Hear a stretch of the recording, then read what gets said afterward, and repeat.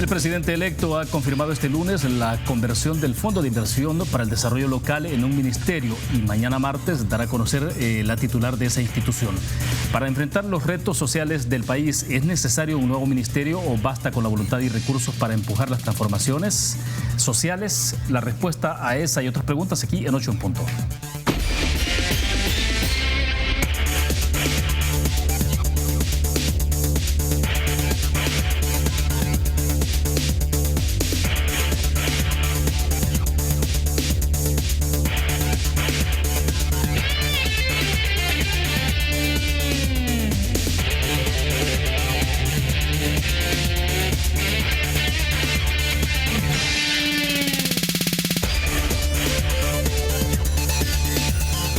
Es lunes 6 de mayo, gracias por estar con nosotros, buenas noches, bienvenidos a 8 en Punto. Nuestros temas para la reflexión de esta noche: el rumbo de la economía, la gestión social y un nuevo ministerio, lo que anticipábamos un poco en la introducción.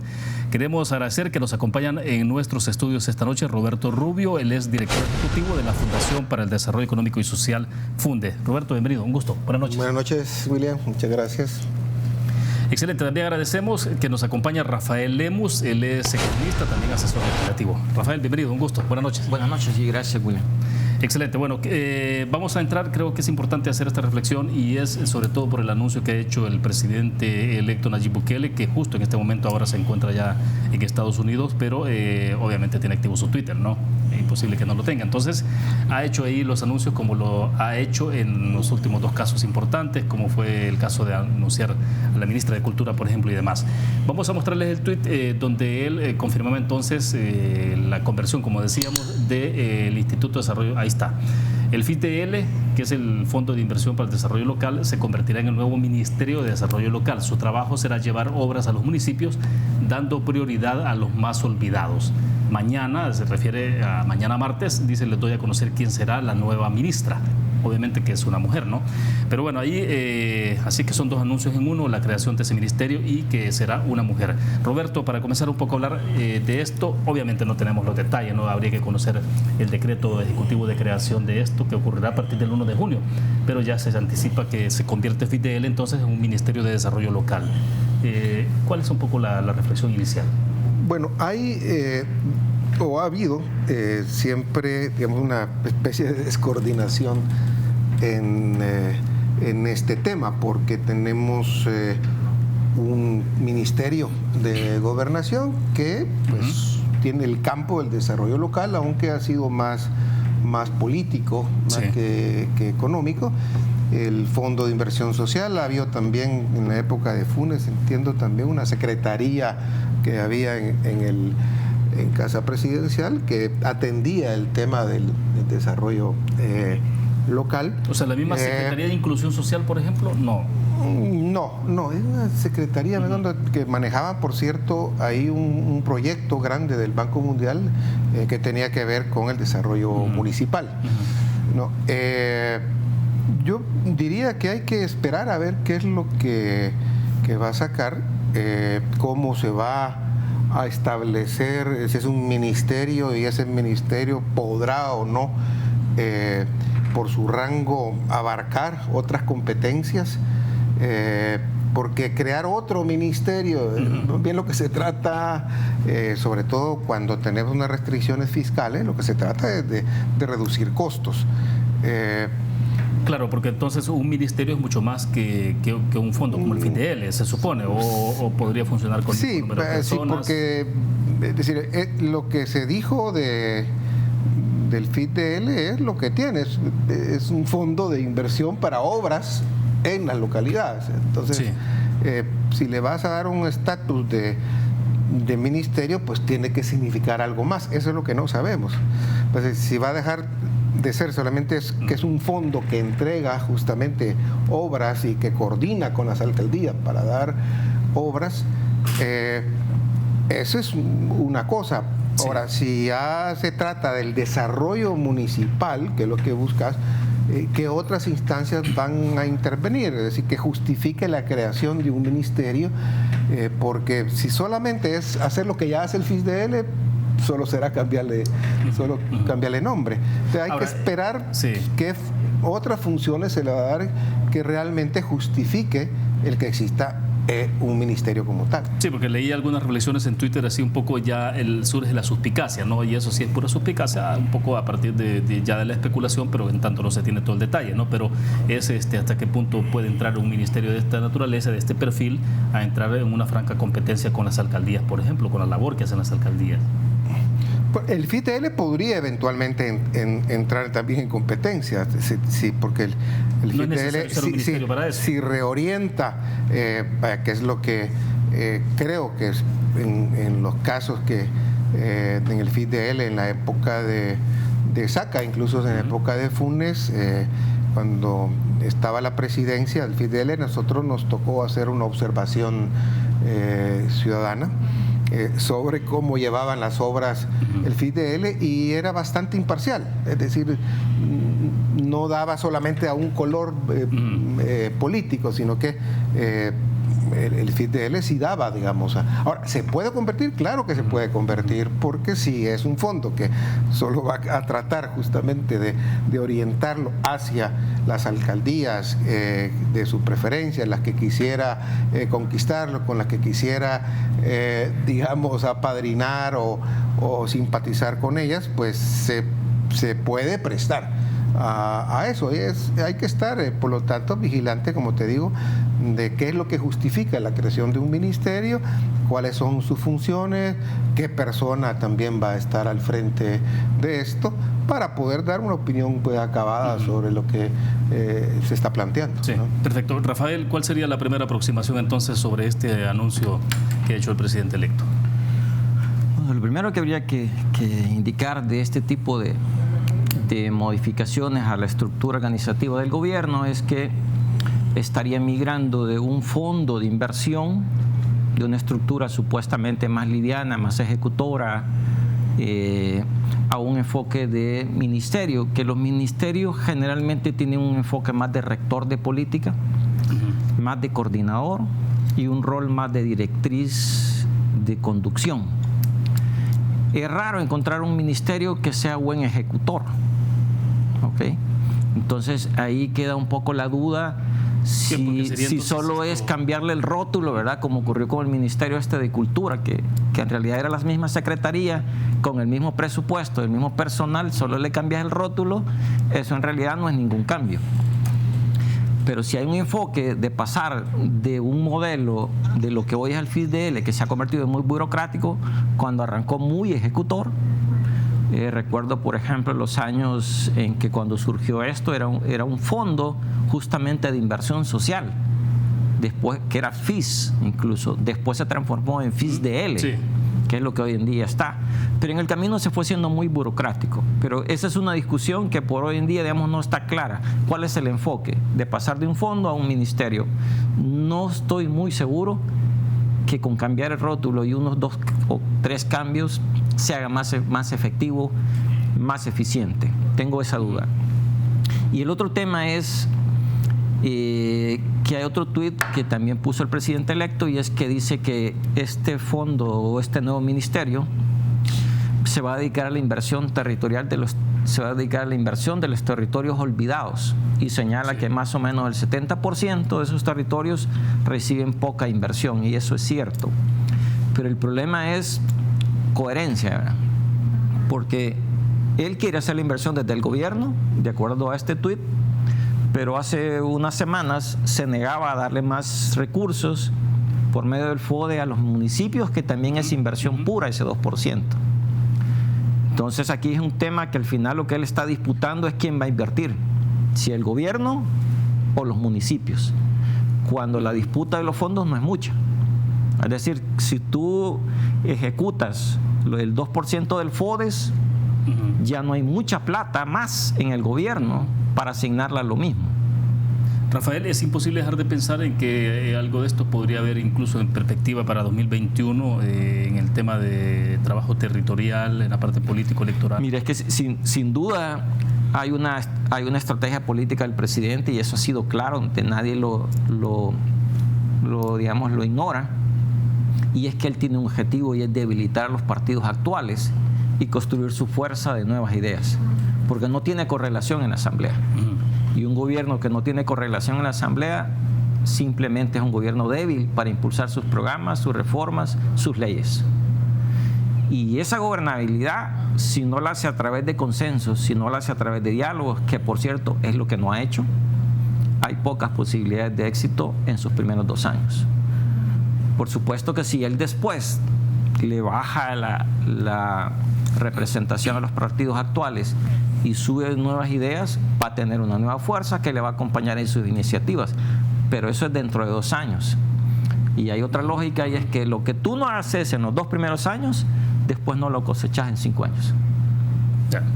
Nos quedamos en el punto. Hacemos la primera pausa comercial. Volvemos. Banco Promérica cuenta con la garantía de rapidez en todas sus cajas, donde te atienden en 20 minutos o menos. Continuamos en 8 en punto. Nuestros invitados en estudio: Roberto Rubio, director ejecutivo de Funde, también Rafael Lemus, economista y asesor legislativo. Roberto, Rafael hace algunos minutos entonces introducía el elemento de, claro, el tema de fondos FODES, ¿no? Se incrementó de 8 al 10%, fue sancionado por el presidente de la República, esto ya es ley de la República. Obviamente hay ahí también una advertencia que hizo en su momento el presidente electo Nayib Bukele de el tema de inconstitucionalidad, ¿no? Porque además del tema de inconstitucional, atenta incluso contra la ley de responsabilidad fiscal y demás.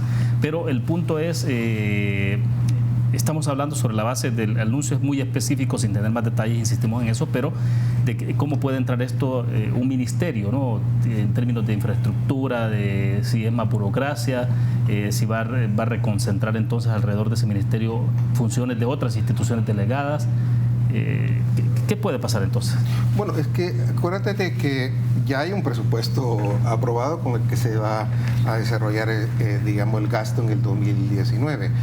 Si entra un ministerio que tendrá más competencia, porque eso es lo que le daría un poco de sentido, digamos, a ese cambio, a menos pues que eliminara el Ministerio de Gobernación y absorbiera estas funciones, pero un ministerio como tal tendrá más funciones, por lo tanto más presupuesto, y eso pues tendrá que jalarlo de algún lado, ¿sí? Porque el presupuesto ya está aprobado. Me imagino que la Asamblea pues tendrá que ver esas reasignaciones también que se puedan hacer. Ahí Rafa nos podrá decir si tendrá que pasar por aprobación también de la Asamblea o es una competencia del Ejecutivo. Pero en todo caso, presupuestariamente, suponiendo pues que él pudiera administrativamente decir yo creo este ministerio, tendrá que quitarle, pues por lo menos en el 2019, mientras no se le aumente el presupuesto, se lo tendrá que quitar a otro ministerio.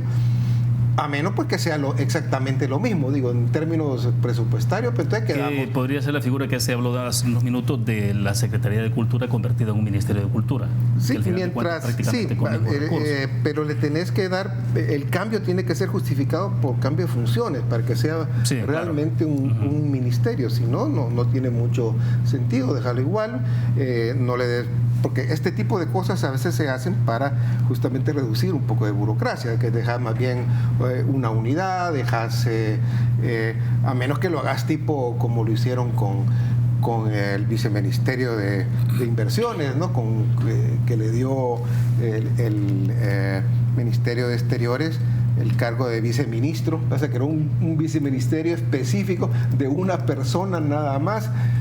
Claro, eso no tenía presupuesto más que supuestamente el salario máximo que sí quedaba ad honorem, es decir, era un viceministerio sin presupuesto, por decir así, una cosa rarísima. Es la única fórmula donde podría decir, mira, no va a haber incremento de presupuesto, pero ya tenés una institución, no estás hablando de una persona, estás hablando de una institución que querés darle un talante de ministerio, y eso pasa, pues, como te digo, por reasignación presupuestaria, y no sé si pasará también por alguna... aprobación que tendrá que ser, algunos cambios de ley que tendrá y no sería cualquier cosa, porque estamos hablando de un ministerio con incidencia territorial a nivel nacional, 262 municipios. Sí, aunque ese es lo otro, el FIDEL operativamente está concentrado en los municipios más pobres, ¿no? Sí. Aunque es para todos, un fondo de inversión social que se ha concentrado para hacer obra social en los municipios, que focalizado es ahora en los más pobres. Sí. Y por el otro lado, Rafael, Alexandra Gil, que es la ministra de Relaciones Exteriores a partir del 1 de junio, advertí incluso de revisar la estructura al interior del Ministerio de Relaciones Exteriores en términos de decir, bueno, aquí parece que hay lo de los viceministerios, incluso ella hacía la posibilidad de revisar. O sea, podemos ver escenarios de ese tipo donde, pues sí, se puede crear un ministerio, pero también puede haber ajustes a otros niveles. Sí, sin duda, pero ahí hay varios cuerpos legales que se tendrían que ver, ¿verdad? Ejemplo, si tú creas un ministerio, en realidad eso solo es una modificación al reglamento interior del órgano ejecutivo. Lo hace el órgano ejecutivo de manera independiente y solo lo manda a publicar. O sea, es un decreto ejecutivo. Eso le da mucha flexibilidad porque la Constitución le mandata que él puede organizar sus carteras de Estado. Sí. Entonces le da ese margen de gestionar el gobierno y de organizarse. Ahora, la dificultad ¿dónde viene? Viene cuando tú ya, por ejemplo, estás hablando FISDL y los empleados son empleados públicos. Entonces, si tú quieres suprimir, ahí ya no está fácil. Y ahí ya está ya con otro régimen, ya hay más tutela de la parte laboral. O sea, todo depende de qué quieras hacer. Si, de nuevo, el ministerio que quieres hacer es más coordinador, más rector, son como una figura más de un personal técnico de alto nivel, que te va a dar directrices, te va a dar los lineamientos de dónde invertir, o si es la parte de relaciones exteriores, qué tipo de relaciones internacionales estratégicas tenés que impulsar. Es otro tipo de personal, no el del FISDL, que entiendo que es gente más metida en los proyectos, en las comunidades, pequeños proyectos de reparaciones, de inversiones pequeñas, etcétera. Pero si es para hacer lo que ya hacen, no tiene mucho sentido.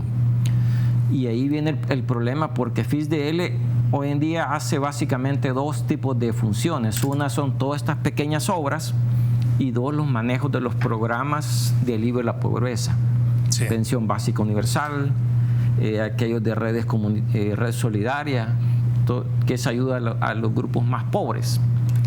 Entonces, esos quitan mucho esfuerzo administrativo, operativo, y mucho personal debe estar metido en esa parte territorial.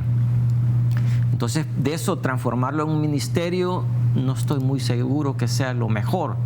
Porque otra vez, ¿qué querés hacer? ¿Algo ejecutivo que ejecute rápidamente? ¿O querés tener uno que planifique y dé grandes directrices? No logro concebir exactamente qué hacen. Sí. Y desafortunadamente los Twitter es una información tan limitada y tan pobre que no da para mucho. Sí. En estos casos, un anuncio de ese tipo. Sí, y claro, bueno, esperaríamos que antes del 1 de junio incluso el presidente electo pueda dar detalles de esa información, ¿no? Claro, como es un decreto ejecutivo, obviamente la firma tendrá que esperar hasta el 1 de junio, ¿no? Así es. O sea que esa información ya de detalle la conoceríamos hasta después del 1 de junio. Digo, por eso... O cuando nombren al titular, que el de las aclaraciones, la visión, el enfoque, porque es un ministerio y no como estaba. Sí. Bueno, excelente. Pasamos a los otros temas. A ver, un poco de cuál es la situación económica del país, las finanzas, en qué condiciones, por ejemplo, está cerrando el actual gobierno los 5 años de Sánchez Serén, los 5 años de Mauricio Funes, que serían prácticamente 10 años de ejercicio del FMLN, Roberto, porque en el tema de deuda, por ejemplo, se ha estimado en 2018 prácticamente cerramos con 59%, ¿no? Cifras del BCR, del Banco Central de Reserva, hablaba que para 2019 sería de 70.9%. ¿Cómo está la situación en términos de deuda y qué es lo que se está heredando, digamos, para la nueva administración? Antes de entrar a este tema, ¿me permites tocar no, perfecto, adelante. Un punto por favor, que me parece a mí tremendamente delicado, y sobre todo por nuestro rol como FUNDE, como Transparencia Internacional. Hoy le enviamos una carta al fiscal general expresando nuestra preocupación como Transparencia por una serie de movimientos que se han hecho al interior de la Fiscalía y una serie de procesos que se han iniciado en la Fiscalía que puede perjudicar el caso Corruptelas. Brevemente, resulta que los fiscales, digamos, que han sido acusados por pertenecer a esta red de corrupción que tenía Luis Martínez, estos imputados, algunos de ellos, digamos, se ampararon en el criteriado, ¿no? Y estuvieron dando información. Ahora resulta que estos mismos fiscales que están siendo imputados, acusados, de pertenecer a esta red y que estaban de alguna manera pues con este estatus de criteriados, resulta que inician una petición para enjuiciar a los fiscales, ¿no?, que llevan el caso de Corruptela, a la mayoría de los fiscales que llevan el caso Corruptela, y los acusan de que ellos fueron criteriados porque los presionaron. Yo creo que lo ha dicho Luis Martínez: mira, a mí me trataron de una forma, me presionaron, bueno, ahí entonces hoy los criteriados prácticamente se están dando vuelta. Los criteriados se están dando vuelta y están ahora de alguna manera pues digamos acusando a los fiscales. ¿Y eso qué implicaciones tiene? ¿Usted se lo ha hecho ver al fiscal general? Sí, ¿esa carta una firmada carta por Funde o por consorcio? Funde y Transparencia nada más, sí, porque esto si sucede, ¿qué pasa? Si estos fiscales que llevan el caso Corruptela, el fiscal que ha aceptado iniciar las investigaciones contra ellos, se vuelven ya entonces serían víctimas. Entonces ya serían entonces fiscales imputados, que ya no podrían seguir en el caso. Entonces los apartan del caso, ¿ya? ¿Qué está pasando ahí? Es lo que Transparencia Internacional Funde está pidiendo, que se explique por qué es que se están haciendo estos cambios. De hecho, hoy, antes de entrar acá, me informaban que ya incluso hay desplazamientos de estos fiscales a otros, que ya no están en la unidad, que están en esta unidad, han sido removidos contra la impunidad, que han sido removidos, ¿no? Entonces, esto sí amerita, digamos, una explicación pública de la Fiscalía de por qué se están dando estos cambios, porque pueden echar a perder uno de los casos que se inició antes, como es el tema de Corruptelas, donde estaba esta red de corrupción al interior de la Fiscalía. Y esto puede afectar el proceso. Y acordémonos que también que Luis Martínez, y no sé si el caso también de Rice, que después de 2 años de que esto no hay juicio, por decir así, pueden quedar en libertad condicional, aunque siguen siendo juzgados. Y esto es peligroso. Es un tema delicado, que lo que quieran abusar del espacio pues que nos han dado pues para poner el tema. Ahora, porque tengo que hacer la pausa. Entonces, cuando regresemos mejor, entonces vamos a la parte de economía. Sí, entramos ya en la parte del tema de deuda. Hacer este comercial delicado, peligroso. Bueno, vamos a una pausa comercial. Volvemos. Bueno, nos quedamos pendientes con el tema de deuda, que lo vamos a ver de inmediato, ¿no? Pero antes de eso quiero mostrarles a ustedes porque, no son buenas noticias, ¿no? En el tema de precios de los combustibles, por octava periodo consecutivo prácticamente se está confirmando incremento de los precios de los combustibles. Vamos a mostrar el full pantalla. Ahí está, que ese es lo está compartiendo el Ministerio de Economía justamente hoy. Los precios, el incremento anda entre 1 centavo prácticamente hasta 6 centavos. Ahí tiene zona central, por ejemplo, la gasolina especial incrementa 2 centavos, la regular 5, el diésel prácticamente tiene una variación de 5 centavos y así sucesivamente, ¿no? Pero esos son los incrementos que se anuncian a partir del día de mañana. Esto corre del 7 al 20 de mayo, ¿no? Pero es el 8º anuncio consecutivo de incremento en el precio de los combustibles, y esto mientras también se ha confirmado que el precio del barril de petróleo también, obviamente que se está disparando, ¿no? Porque se hablaba en un momento inicial que se esperaba que llegara a $55. Esto nos decía la vez pasada el presidente del Banco Central de Reserva, y ahora prácticamente está arriba de los $60 el precio del barril. Roberto, un poco, vamos a hablar de la deuda, pero a la luz de lo que está pasando, el impacto que esto genera, el alto precio en los combustibles, porque se habla de tensiones en el Medio Oriente, la posibilidad de que Irán pueda o no, obviamente, cerrar el estrecho de Hormuz y eso obstaculizar el flujo de decenas de tanqueros con petróleo, ¿no? Y Estados Unidos, que ya advierte con enviar prácticamente embarcaciones militares a esa zona.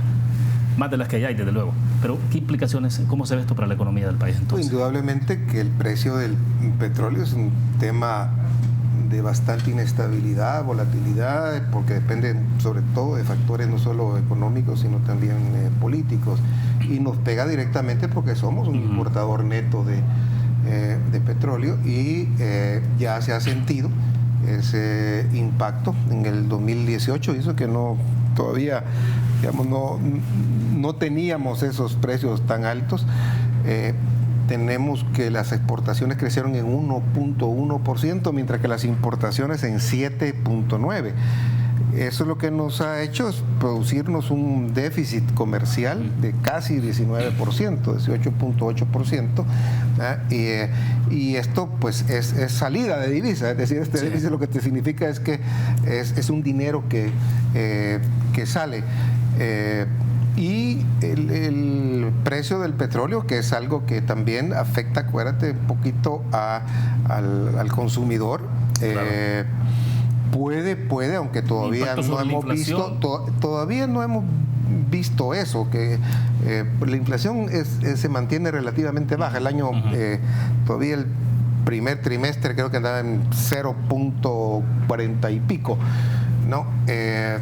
Pero se puede manifestar, porque también es el precio de la energía que se puede ver justamente en los servicios, por ejemplo, de electricidad, por ejemplo, ¿no? Y tenemos una situación bastante apretada. Acuérdate que hay empresas públicas que están con unas deudas justamente de energía y que bueno, que lo que también, vimos ya presenciamos con ANDA. Sí, y ahora, de cara al gobierno, pues también le representa algunos ingresos, es decir, porque por la vía por vía del impuesto, no le viene tan mal, pero si uno pone una balanza, definitivamente que el impacto es más negativo que positivo. Excelente, Rafael.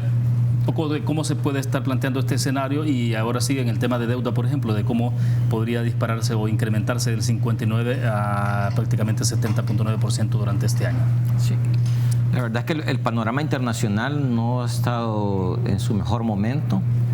Básicamente las tasas de interés han venido subiendo. La señal es que no va a subir mucho más este año, o la expectativa es que no suba más, pero ahí ya tenemos una variable negativa.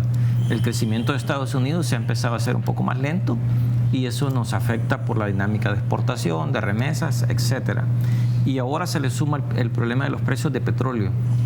Entonces está recibiendo muchos factores externos negativos a la economía que pueden empezar a construir todavía un poco más de depresión en el consumo, en el crédito interno.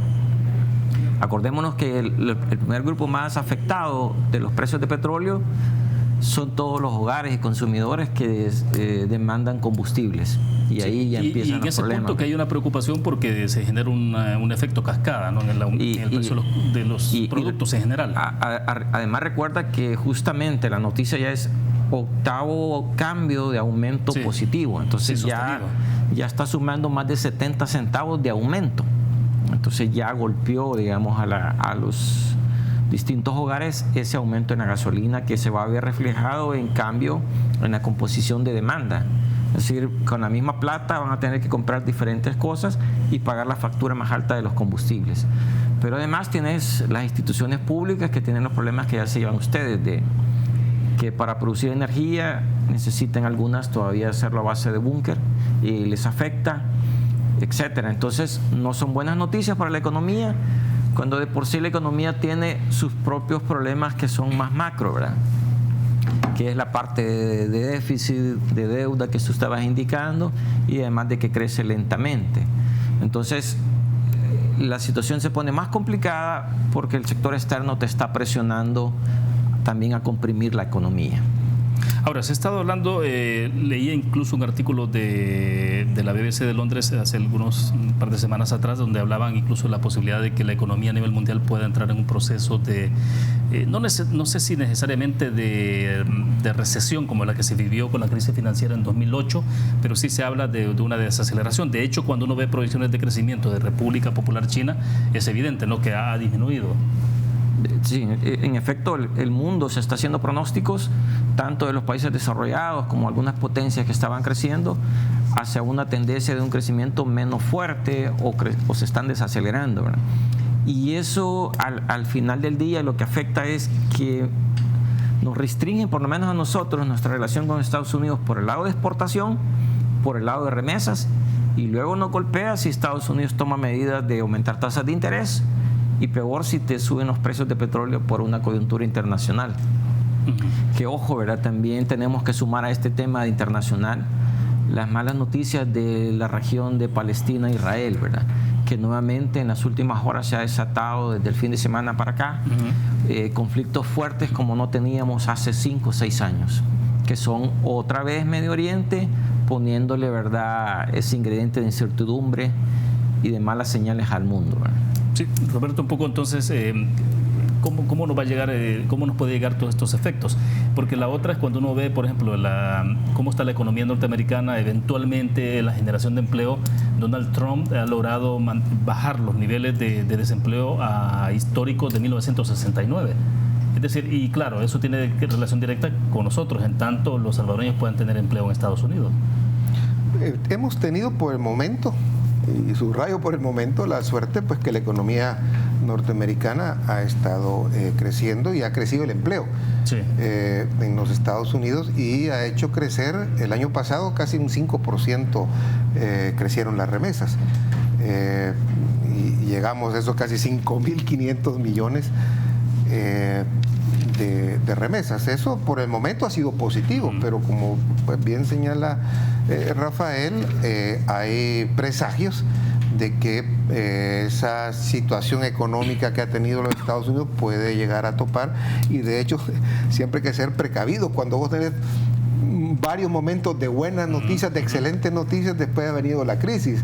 Acuérdate que en el 1997, que hubo una primera crisis financiera que fue precedida por un boom de las acciones, o sea, había una euforia, y lo mismo pasó con la burbuja que estalló en el 2008, que fue precedida también por un crecimiento muy fuerte. Entonces mucha gente habla de que pues, la economía a veces se sobrecalienta, se va más allá de lo que es, y entonces luego le pasa el costo a la realidad y dice, bueno, vuelve y se recupera a través de una crisis, se asienta nuevamente a través de una crisis. Y eso está en varios de los pronósticos de muchos economistas, amén de estos problemas que estamos teniendo, inestabilidad política, que pueden nuevamente poner en una situación complicada con el petróleo. Entonces, el próximo gobierno, yo me acuerdo que cuando alguien me dijo, Funes, que quería ser presidente, y me dice, mira, tú sabes, dice, por qué, digamos, Funes no tiene ni idea de lo que pasa en la economía, o Sánchez Serén no tiene idea de lo que pasa en la economía. No, le digo, porque quieren ser presidentes, me dice. Porque si supieran lo que les espera, no serían no estarían tan entusiasmados, porque lo que les espera, vamos a extenderlo, pero muy sintéticamente, es una economía que sí lleva años de poco crecimiento. Ciertamente ha habido un crecimiento, creo que ese ha sido el 2.7 más o menos, mejorcito que el año anterior, pero cuando tú analizas las cuentas fiscales, cuando tú analizas que tenemos una deuda de 18,000 y pico, que representa el 68%, y que las perspectivas son de aumento, y como decía Rafa, los intereses que ya subieron los 1.000 millones, 1.000 millones que tienes que pagar en intereses, cuando tienes un presupuesto bastante rígido,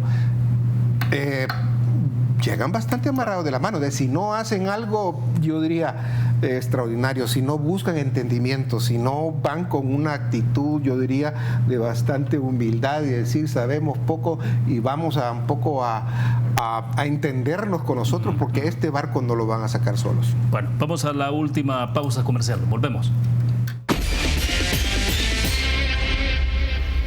Bueno, estábamos hablando de la economía mundial, y para agregar algunos datos, por ejemplo, que creo que es importante ya en el marco de cómo lo aterrizamos a lo doméstico, Rafa, China, que pasará de expectativa de crecimiento de 6.6 a 6.3, y el promedio de economía mundial será del crecimiento, será de 3.5.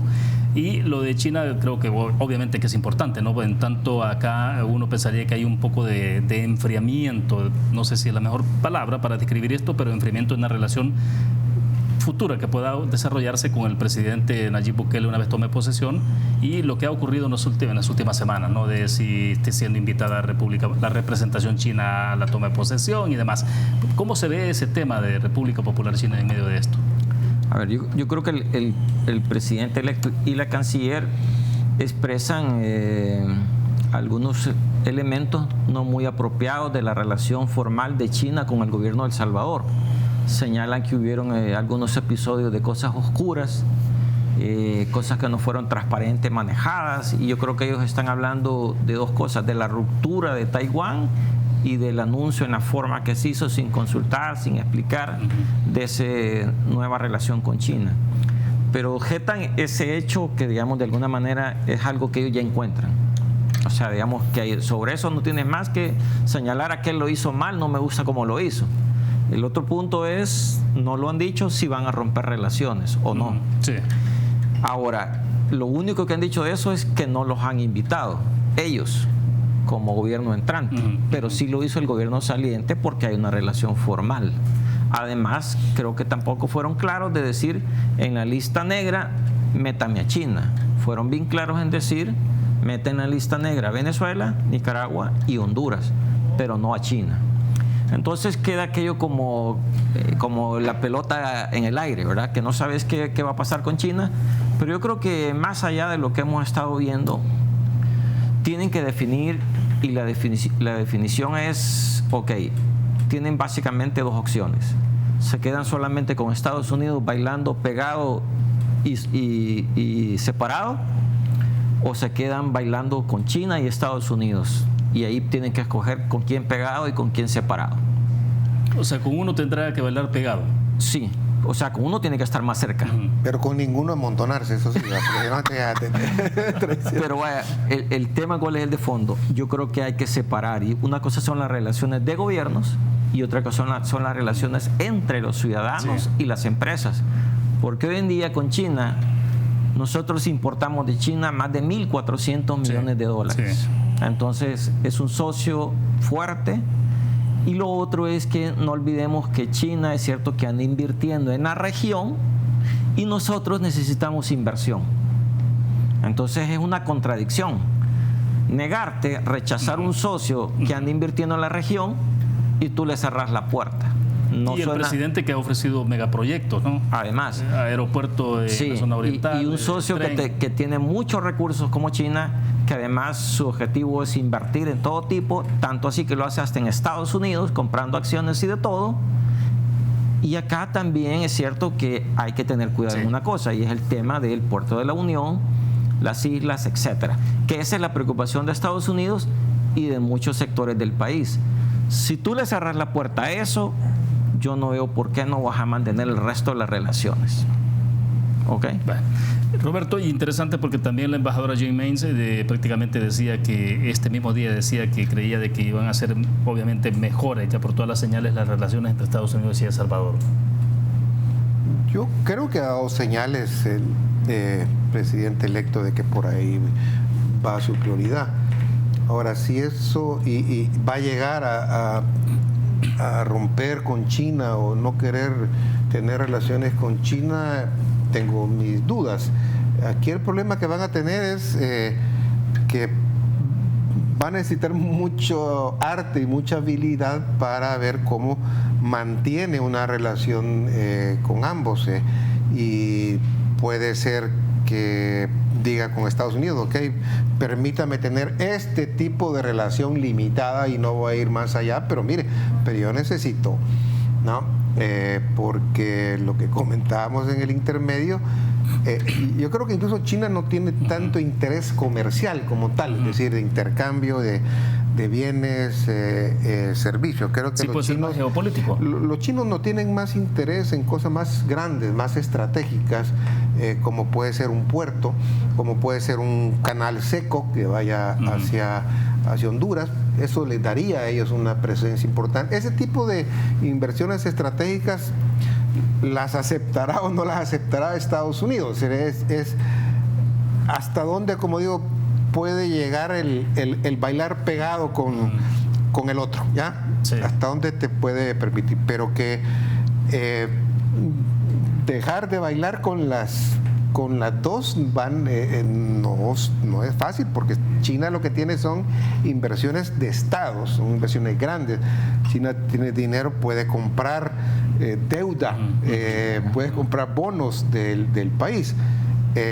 Claro, eso pasa por asamblea y todo lo que quieras, sí, ¿no? Con todos los cuidados del caso, porque sabemos que uno de los temores que ha habido con China es que justamente endeudan a los países y después se quedan con, digamos, con los activos, los recursos que tienen. Pero El Salvador, en términos de interés chino, puede ser algo grande como ese canal, o si hay algo en el mar que puede significar una riqueza importante enfrente de las costas salvadoreñas, pero interés, como digo, que si le compramos, le vendemos café o eso, no, mire, café no tenemos ni para un cantón de China, ni siquiera para venderle café sería insuficiente. En síntesis, creo que los que llevan esa política exterior, que hasta ahora lo que han dicho muy claramente, con el caso de Venezuela, el caso de Nicaragua, eso sí, bueno, pero con el caso de China todavía han criticado el de acuerdo, claro, pero no han sido muy contundentes. Bueno, se nos fue el tiempo. Gracias por compartir con nosotros. Ok, William, a ti, muy amable. Gracias, Rafael. No, a ti, muchas gracias, William. Bueno, excelente. Gracias a ustedes que nos acompañaron. Nos vamos a ver mañana martes en 8 en punto. Es un gusto que haya estado con nosotros. Buenas noches.